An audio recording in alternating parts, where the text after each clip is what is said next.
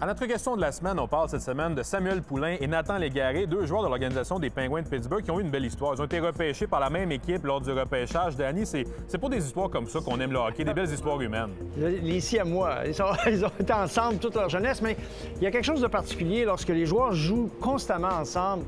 Ils ne se cherchent plus sur la patinoire. Ils peuvent même deviner anticiper ce que leur coéquipier va faire.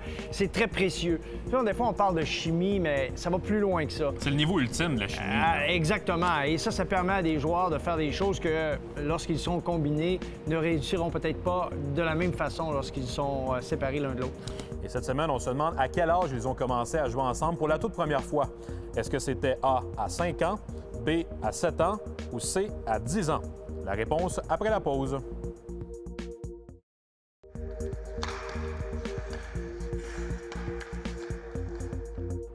On se demandait avant la pause à quel âge Samuel Poulin et Nathan Légaré ont-ils joué ensemble pour la première fois au hockey mineur?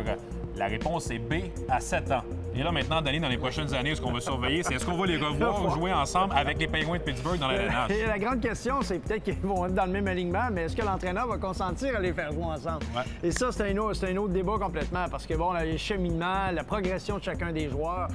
Mais si les deux réussissent à atteindre le même niveau de jeu, ça va vraiment être intéressant de voir comment tout ça va tourner parce que, dans le fond, la force, le jumelage des talents, à l'occasion, ça nous amène à voir des belles choses. C'est déjà une belle histoire et ça pourrait le devenir encore plus dans les prochaines années. Ouais.